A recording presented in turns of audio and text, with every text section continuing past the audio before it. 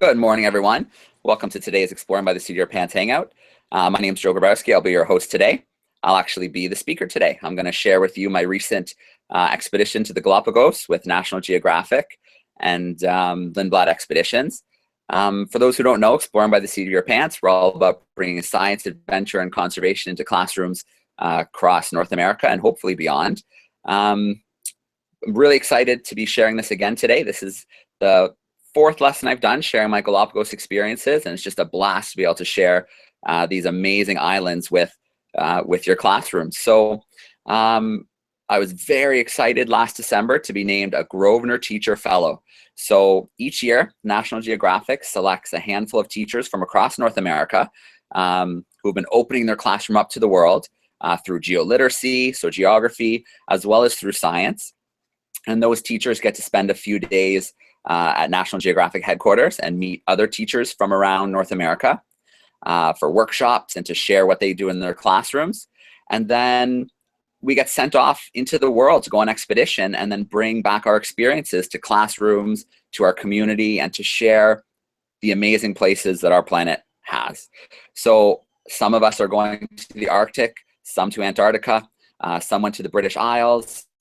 And as a science teacher, there was nowhere in the world I wanted to visit more than the Galapagos. And I was so fortunate to be selected to head to the Galapagos. So the Galapagos is in Ecuador. I spent 10 days there, 8 of which were on board a ship called the National Geographic Endeavour. But what I'm going to do now is I'm going to share my screen and give you guys a little tour of some of the islands that I was able to visit. So just give me 1 second to get the share screen going. All right, there we go. You should see my slides. If you can't for some reason, just pop in and let me know, but it looks like it's good on my end. So the Galapagos is in South America. You can see here, we've got a map of South America, and right here is Ecuador. And about 1,000 miles off the coast is the little group of islands, archipelago of islands called the Galapagos. And we're gonna zoom in a little bit closer now.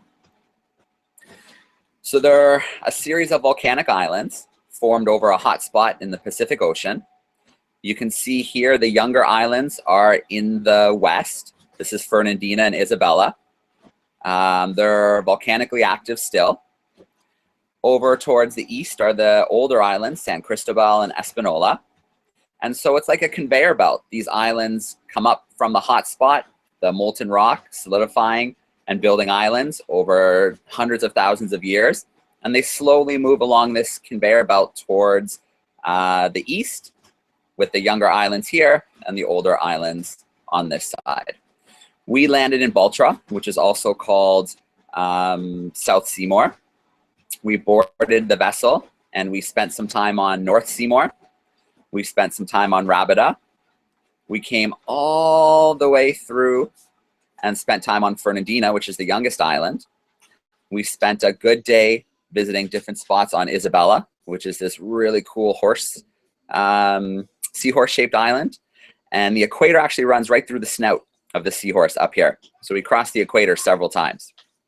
Isabella is formed by 6 volcanoes that grew together. So it's to see the landscape of Isabella, which I'll show you a little bit later, is pretty cool. We spent time on Santiago, time on Santa Cruz, and we wrapped up our expedition on San Cristobal, where we flew back to Ecuador. So let me take you to the Galapagos. This is the National Geographic Endeavour. It's a 90-person expedition vessel. Absolutely amazing crew, amazing naturalists, amazing staff. It was such a treat to spend time on this ship. You can see the zodiacs lined up along the sides. So I think there was about 9 zodiacs that they'd stack on the back. And that's how we'd go to island. We'd hop into these little zodiacs. We'd go for hikes. We'd go snorkeling. We'd sometimes just stay in the zodiac and go along the coast looking for animals like penguins and sea lions. And then they had a glass bottom boat, which I have a glass bottom boat story, which we'll get to a little bit later. So this was our home for 8 days, just an absolutely beautiful ship. Here we're on North Seymour, and the bird life here was incredible. So if you don't know about the Galapagos, you can walk right up to the animals and they ignore you. They evolved in isolation from humans, so humans weren't around on these islands, and so they don't view humans as predators. you can be very close. You're not allowed to go closer than 6 feet, but sometimes the animals come closer and they just continue their behavior like you're not even there. They totally ignore you. So you can get amazing photos. This is a blue-footed booby. Now, obviously, you can see by the blue feet, and it has 2 chicks that it's raising. In this picture, this booby is showing off its feet. The bluer the feet, the more attractive this male is to a mate. So they do a dance where they show the female their feet and try to say, hey, I'm very healthy. I get lots of fish. I would be the perfect person to raise baby chicks with. So this guy, we watched him for quite a while, showing off his feet and following the female. He also did this dance. This is called the sky pointing.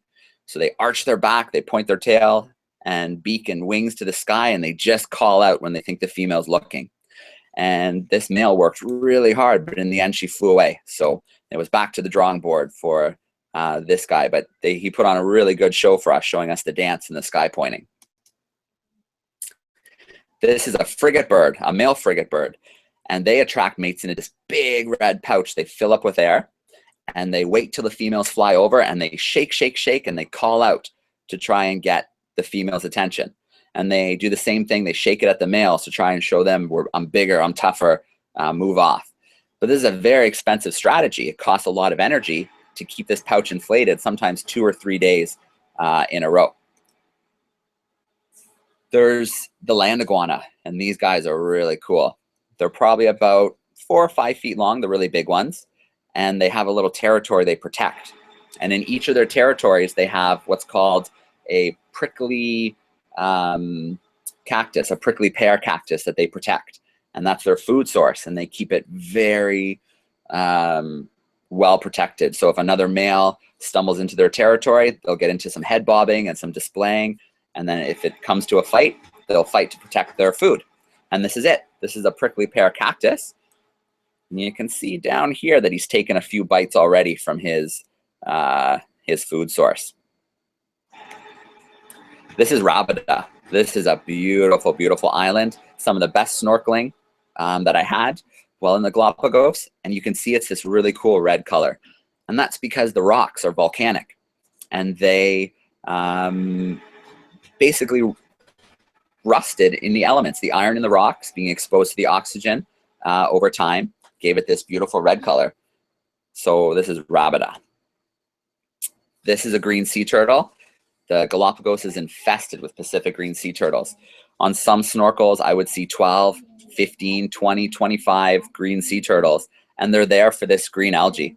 This is what they like, and it was very rich on the rocks, and watching them feed on the rocks was a real treat. It was pretty cool. Another shot of a green sea turtle going along the bottom, looking for nice little patches of algae to bite. And here's a chocolate chip starfish. I think you can see where it gets the name from. It looks like it's covered in little chocolate chips like a cookie. Okay, there are a lot of really cool starfish species in the Galapagos. These are Galapagos Mockingbirds. There's 4 species on different islands. And these little guys had no fear. They were running in between our legs like we weren't even there, having little fights and disagreements. So it was very easy to get really close to get a picture of these two because they didn't really view me as a danger. Here's a Sally Lightfoot crab. And you could find these on any island in the Galapagos, moving over the lava rock looking for food.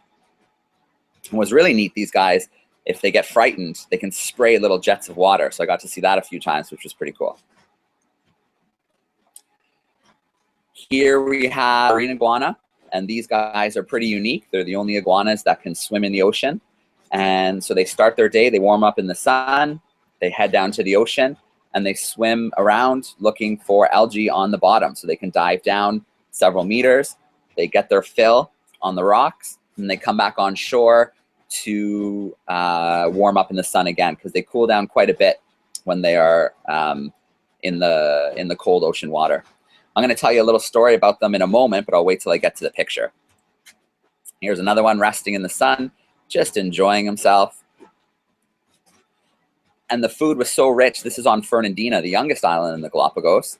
The food was so rich this time of the year that it was growing right out of the water. And if they were really lazy, they could just have a nice buffet right along the shoreline They didn't have to get really cold if they didn't want to. So some did take advantage of that. Clever marine iguanas. This is Fernandina as well, a lava flow. So obviously it's cooled. It's been cooled for quite some time. And if you look directly across, you can see the Endeavour in the background.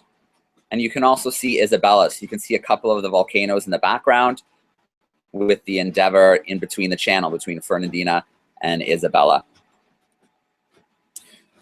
We have our flightless cormorants. So most cormorants, if you live by the water, they can fly, but they get their food in the water, moving around, swimming around with big, strong, powerful legs. But these guys had no predators. So over time, their wings became vestigial, which means they shrunk down, and now they aren't used for the purpose of flying anymore. So this is a male. He's coming back to his nest. He's got 2 chicks, and the female's watching the nest. And he's brought a little present with him. He's got this little gift of seaweed. And apparently, female cormorants love seaweed. So you can see him bringing it over and dropping it down at the nest triumphantly. There's the 2 chicks, 1, 2, and the female's just curled up down here. So here's his little present for her. You can see they have these beautiful blue eyes, absolutely incredible. And then he needs to warm up in the sun. You can see his tiny little wings warming up, and the female's getting ready. It's her turn to go look for some fish in the water to bring back. So he's got some that he'll feed after he's warmed up. He'll feed the chicks. Here we're right on the equator. We're on board the ship, the sun's setting, and we're right at the snout of the seahorse on Isabella. So you can really see the volcanic features. Oops, I went backwards. And there's another shot. You can see some of the volcanic features of Isabella. This is another part of Isabella. We're on a hike. And here, this is the parasitic cone of a volcano. So we're up on the ridge. You can see it's filled with fresh water from rain. And then out onto the ocean, you can see Fernandina in the background, and there's the Endeavour waiting for us to come back. This is a giant tortoise. So you can see me in the picture. I'm down on the ground getting pictures, and you can see that they come really close. So this tortoise, there was something behind me it wanted to get to, and it was going to come right through me, whether I moved or not.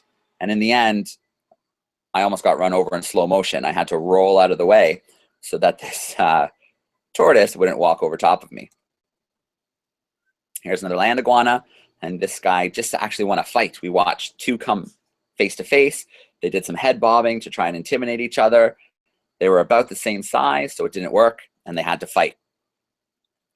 And this was the male that pushed the other one out of the way and was able to hold on to the territory. Here is the largest predator on the Galapagos hawk. And I should clarify that the largest native predator. There are introduced species like feral cats and dogs, but the native predator, the largest one, is this Galapagos hawk, and they'll hunt things like young marine iguanas, lizards, and things like that. The beaches in the Galapagos, untouched, immaculate, beautiful beaches. Far as the eye can see, beautiful nesting sea turtles. So at night they haul themselves, the females, up on shore. They'll go right into this little area in the bush, and they'll dig out the sand. They'll lay their eggs, and they'll drag themselves back to the water and move on. And then down the road, the young will hatch, dig, and then make their way back into the ocean to start their new life. It's another view from Santiago. You can see a lagoon here with the Endeavour in the background. And I love this shot. We were just getting ready to get back on the Zodiacs, and this rainbow formed over the water. It looks like it's coming right out of the bow of the Endeavour. Here's my glass bottom boat story, like I promised. I was snorkeling, and the glass bottom boat is for people who aren't as comfortable snorkeling. And I was showing off a little bit, swimming underneath and waving at everybody. And a little piece of rock was sticking out from the reef, and I hit my back right on the rock. So you can see I got a few scrapes, but no big deal. The ship's doctor cleaned it up and took care of it for me. This is a lava lizard. This is a male lava lizard, and what's unique about these guys is the female here has more color. You can see she's got the beautiful orange streak running down her face and her neck, and the male is actually a little bit drabber. in this species, and that's the opposite of what it usually is. Usually the male has to show off, whereas the female wants to be a little drabber to hide. The sea lions were so much fun. Swimming with the sea lions, they would pull on your flippers, they'd sneak up in your face and blow bubbles, they'd do somersaults with you. They were just a ton of fun to swim with on pretty much every snorkel. Sometimes they fought, got into arguments. Then there were these nice tender moments where a mother's here feeding her 1-week-old pup, okay, giving a little milk. And I promised you another marine iguana story. So marine iguanas, when they eat the food in the salt water, the salt builds up in their body and they have to get rid of it. So they have a gland in their nose that gets the salt out of their body, but in order to get it clean out of their body, they have to sneeze. So all day long, they sit warming up in the sun, sneezing like this. You can see I've got a little movement here. Sneezing salt water out of their nose. So even when it's really quiet on the beach, you can hear the marine iguana sneezing all over each other. And it took a long time to get this shot. I had to sit and take hundreds of pictures to catch one of them in action. So I'm happy I got that shot. It wasn't easy. This is Santa Cruz, and the little town here is called Puerto Ayala. There's 3 spots where people live in the Galapagos. This is a town of about 18,000 people, and it's pretty unique because if you want to go to the bank, you got to walk over a sea lion. You don't have that happen in very many cities, in very many little towns. We went to the Charles Darwin Foundation, to the research station, where they're doing amazing work, whether it's getting rid of invasive species, whether it's breeding and releasing native species of plants and animals back into the wild. They are working hard to protect the Galapagos and research as well. So this is some of the captive tortoises. These are saddleback tortoises. You see they have nice long necks with a saddleback here to allow them to reach up and get food higher off the ground. Whereas the tortoise that I showed you on Isabella gets their food right at ground level, so they don't need this adaptation. And then we went up to the highlands of Santa Cruz. So up into the mountains where it was cooler, and you would think you just stepped into a tropical forest. So different than the drier islands we've been on all week long. And the tortoises were just roaming through the fields, dozens and dozens of giant tortoises. So got to get down on the ground and get some pictures of this one eating. I like this picture because it's a good size comparison. So we got a couple hanging out in a lagoon. And look at this duck. And this is how big a duck is compared to one of these giant tortoises. And he's not even a really big one. They can get much larger. There's another one eating. You can see the forest is really lush, lots of moss growing in the background. And our final island, San Cristobal. This was a beautiful island. We visited a few spots. This is one of the more rocky, kind of raised areas where we went on a hike through the foothills.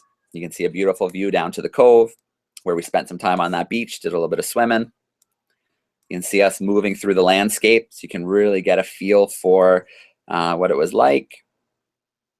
And this island is the only one where you can find all 3 species of boobies breeding. So I showed you the blue-footed. This is a Nazca booby. And then this is the 3rd species. This is a red-footed booby. And here is a frigate bird again. You can see no pouch, right? It's got it deflated. But they call frigate birds the pirates of the sky because they don't actually get their own fish. They harass other birds like this blue-footed booby and its chick until they regurgitate what they've eaten. So this bird probably dive bombed these guys for a good 20 minutes or longer, trying to get them to regurgitate their lunch so it could steal the fish. And they'll do this in the air as well. They'll chase the birds right after they've caught their fish and do whatever they can to get them to regurgitate. So here they are still battling. They call these frigate birds the pirates of the sky. Another view, just the landscape with the Endeavour in the background. This was the last beach we visited. It looks like it could be somewhere in the Caribbean with these beautiful turquoise waters. And all these lumps you see on the beach, lump, lump, lump, lumps there, lumps over there, were sea lions just relaxing in the sun, just enjoying the view. We were watching the pelicans diving and the blue-footed boobies diving, looking for food. There's another shot of one diving. All right. So what I'm going to do now really quickly is just pop open a video of, let me see here, there we go, of the Galapagos sea lion swimming. So I hope this will be strong enough with the Wi-Fi we have right now, but we'll give it a go. So I'm going to take you guys into the water so you can see what it's like swimming with a Galapagos seal. There we go.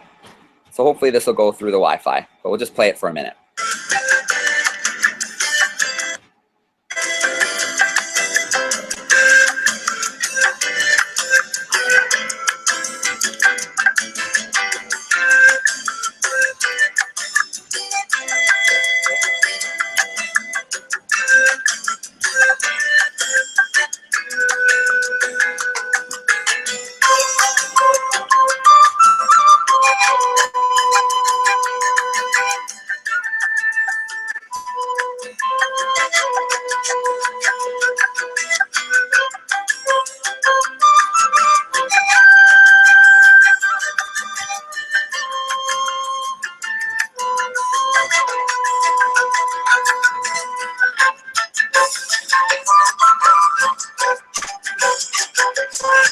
Okay, so I hope that played a little bit for you, but no worries if it didn't, because they're available online. So maybe after this lesson, if your teacher heads over to the Exploring by the Seat of Your Pants YouTube page, you can find two really neat videos that are up right now. The one with the sea lions, and the other one is a 360 video I shot with my 360 camera, where the camera falls over and a marine iguana comes over and licks the lens and then crawls over top. So it's a really cool 360 video if you want to check that out. So two neat videos you can check out after the hangout. But I think it's time for some questions. So actually, I do want to do a quick shout out to, I believe it's Mrs. Edwards, grade 2s in Thunder Bay at St. Martin, who are joining us. So big shout out to you guys who are joining us. And I can see we have a few more viewers, so thanks everybody for being there. Let's turn on a mic. So let's start with Mr. Cameron, grade 5-6 in Thunder Bay. Your microphone is on.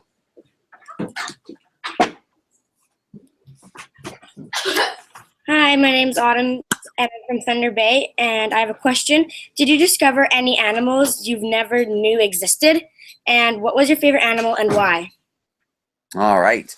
Great question. So, let's see, did I see something I didn't know existed? You know, I've wanted to go to the Galapagos so much for so long that I knew what I was going to see. So I'd researched a lot of the animals, but maybe one that caught me off guard was the Mangrove Finch. So this finch is in trouble. There's an introduced species of fly in the Galapagos that get into their nests and they rasp away at the skin of the chicks. And that does kill them in most situations. So there's only 20 breeding pairs, so 40 mangrove finches left in the world. And the Galapagos, the Charles Darwin Foundation has a 2-part project on the go right now to try and save them. So one part of the project is breeding the flies in captivity and trying to find a way to kill them that won't kill any of the native fly species. So that's really tricky, to find something that only gets one species of bug and not the other ones. And the second part is they're breeding them. They're raising them by hand and then releasing them back into the wild. But the animal I was most excited to see was the tortoises. After seeing pictures of them, reading about them, it was amazing to actually be there on the ground with this massive tortoise. So that was my favorite thing to see there. Good question. We'll grab one more, then we'll jump over to Mrs. Barch's class because I know they have to leave soon. Hi, my name is Tom, and my question is, what was the most intense moment on the Galapagos Islands? Most intense moment. Well, I'll tell you about the moment that had the biggest impact for me. I really wanted to visit Fernandina. Fernandina is the youngest island. It's still volcanically active, but it's pretty special because there was no fresh water on the island. So hundreds of years ago, when sailors were visiting the Galapagos, they didn't pay much attention to it. So it doesn't have as many of the invasive species problems as some of the other islands. It's one of the more well-preserved islands in the Galapagos. So I want to paint a picture for you. Standing on a lava flow, looking out at the volcanoes of Isabella with the big shield volcano Fernandina in the background. There's hundreds of marine iguanas sunning themselves in front of me. There's Galapagos hawks sitting in the trees, flightless cormorants at their nests. Looking out over the ocean, there's dozens of green sea turtles bobbing in the water as the marine iguanas swim back and forth, sea lions fighting on the shore.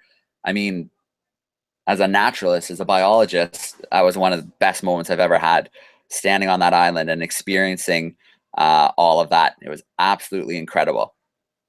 So good question. I hope I answered it for you.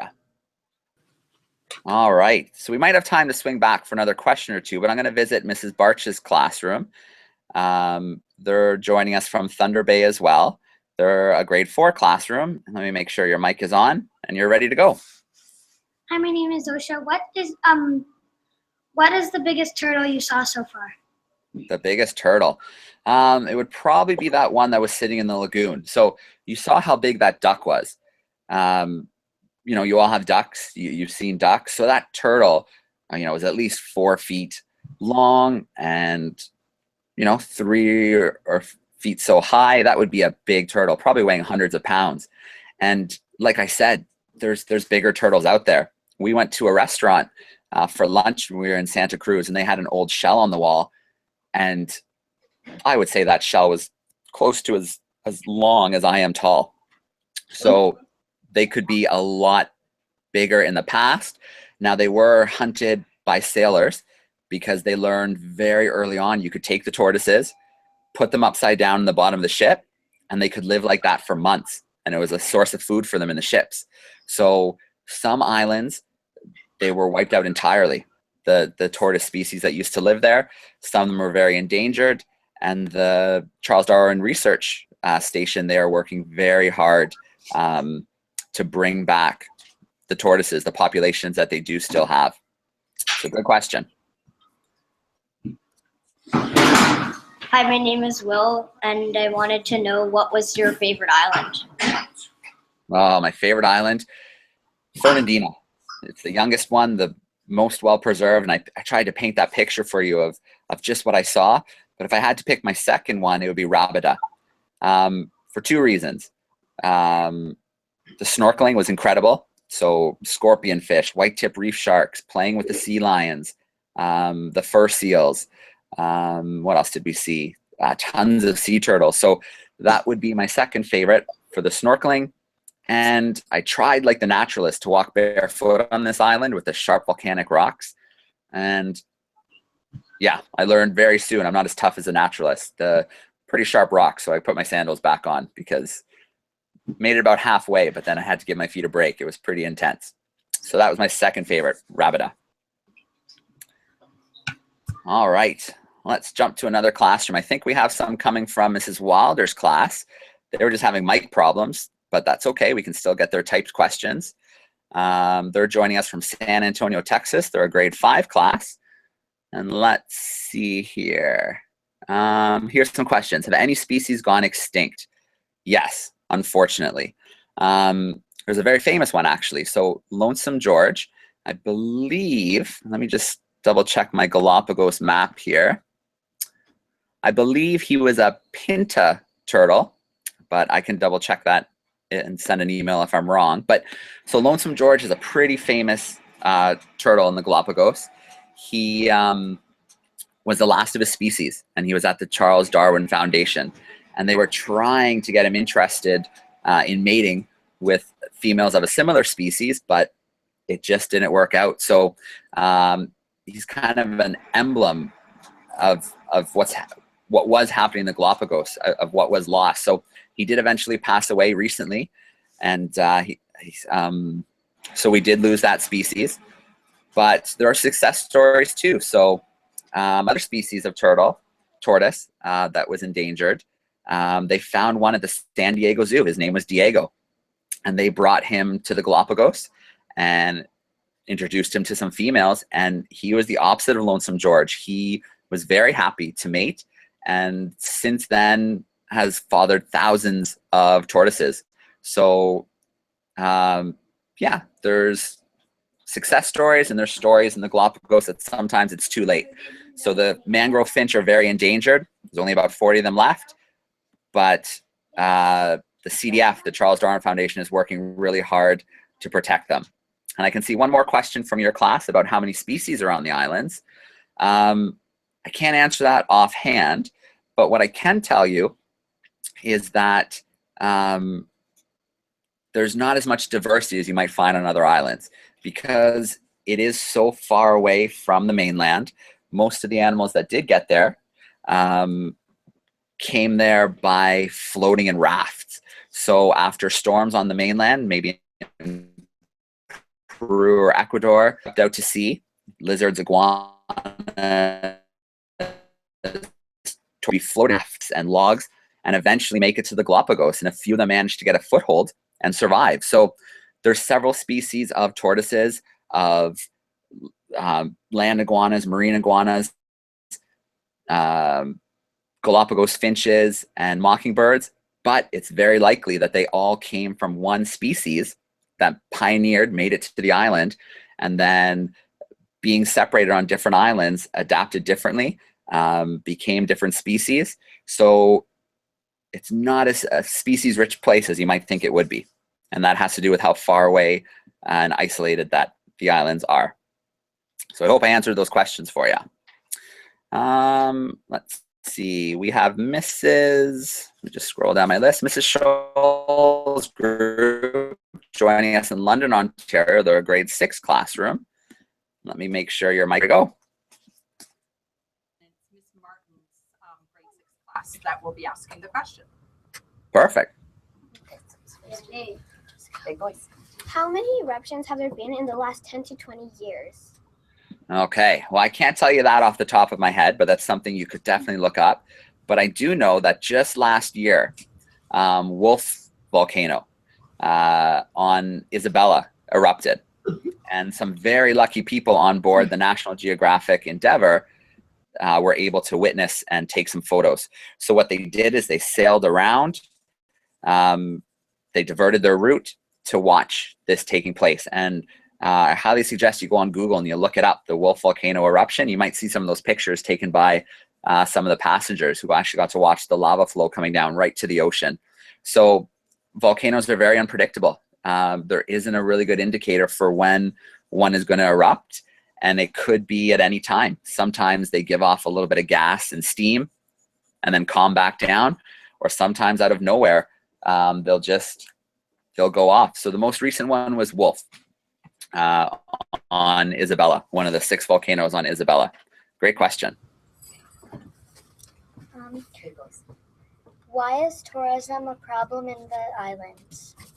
Okay, well, tourism is a problem, but it's also a really good thing. So roughly 200,000 people visit the Galapagos each year. But the government of Ecuador is working very hard to protect these islands. They're World Heritage Islands, and a little while ago they were listed as threatened World Heritage Islands. And the government took that seriously, and they've taken quite a few measures to reverse that. So you're only allowed on the island 16 people at a time with a naturalist. You can only stick to very clearly marked out paths. You can't get closer than 6 feet to the animals. But like I mentioned, sometimes they come to you. As you're landing, they come down the aisles and they open all the compartments and spray down your luggage to get rid of any bacteria, viruses, insects, anything that shouldn't be making its way to the islands. We know the Charles Darwin Foundation is working really hard to get rid of invasive species, so species that were introduced by humans that don't belong on the islands, and then try to get some of the native species to get a foothold back. So on one hand, the tourists can be negative, especially if they're leaving garbage behind or taking things, doing things they shouldn't be doing. But at the same time, the money from ecotourism is what pays for a lot of the protections in the Galapagos. So it gives people jobs, right? It gives people jobs. So instead of maybe relying on fishing or getting things from the environment, now they have these steady jobs. And it brings that money into the conservation work. So tourism can be negative, but done properly, like they're working to do in the Galapagos, it can be a real positive. You also can't be on the islands at night. So 6 in the morning till 6 at night, and then you have to be back on the ships. You can't be on the islands. So they do work really hard to try and protect the islands. And I highly suggest you go to the Charles Darwin Foundation's website and take a look at all the different projects they have on the go right now. It's incredible what they're doing, both in the ocean, protecting marine environments, as well as on land. Okay, great questions, guys. Thanks so much. And now we'll visit Mrs. Hastings Speck's group. I believe you're in Brampton. Go ahead with some questions. Hi, my name is Brooke. How many volcanoes are there, and are they active? I'm sorry, I missed the beginning part. Can you do that one more time for me?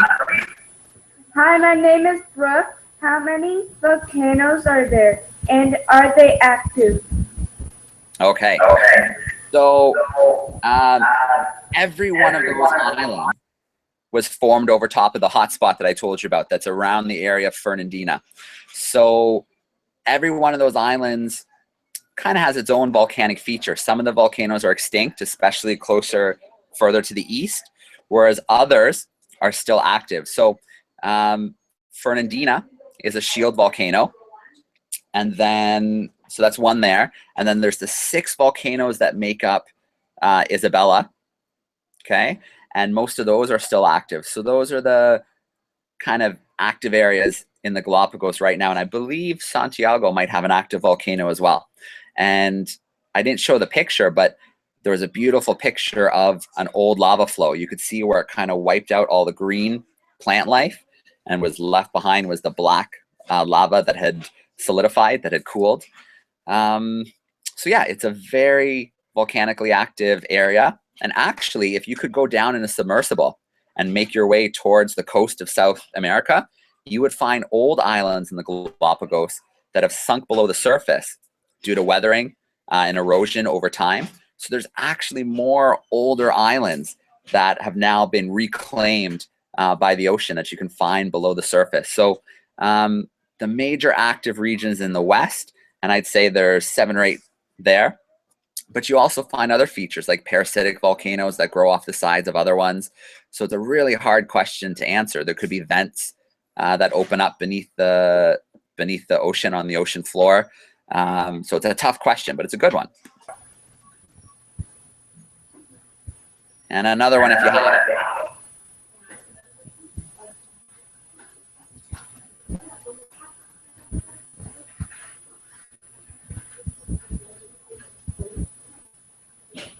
Hi, my name is Elijah, and I'm wondering, what did you do before the Galapagos? What do you mean by before the Galapagos? What did you study? Oh, okay.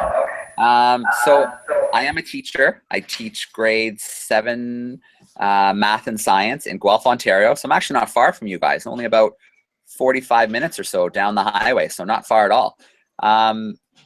I studied in school, I studied biological sciences, so biology, and I also studied zoology. So animals, ecosystems, evolution. And so now I use that in my teaching. So I teach science mostly, I teach math as well.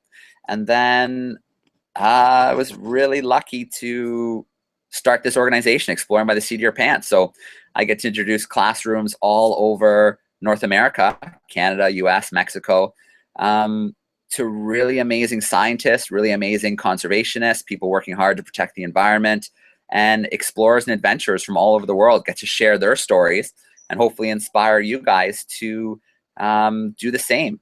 Get out, look at your environment, protect it, learn about different animals and what's happening to our planet. And hopefully we have some of you guys who are going to be future scientists, explorers, and maybe in the future I'll be hosting some of you guys on Exploring by the Seat of Your Pants, which would be absolutely amazing. I hope that happens. All right.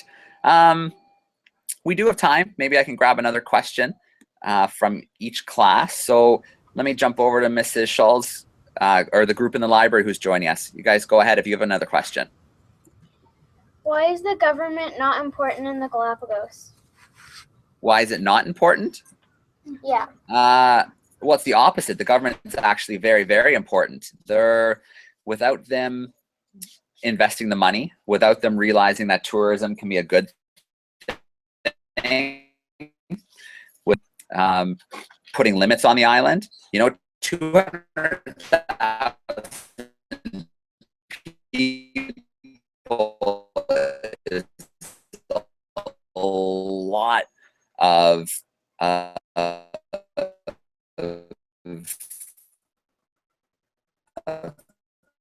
people to visit each year, but it could go more. And the whole 8 days, we rarely saw another ship, and it's because they carefully organize where all the different ships are to make sure that the islands aren't too stressed. So the government of Ecuador is doing a pretty good job protecting this area, and they're a pretty good maybe study for other governments, maybe especially in South America, for what they could do to promote tourism, have more money coming into their country, and still protect their environment. So they're actually very, very involved. Mrs. Wilder, I see another class or another picture came in, or another question. How are the feet of the blue-footed boobies blue? And that's a really good question. So I mentioned before that the bluer the feet, the better they're doing, the more food they're getting. And that gets the female's attention, and they'll look for the males with the bluest feet. So if they're not doing very well,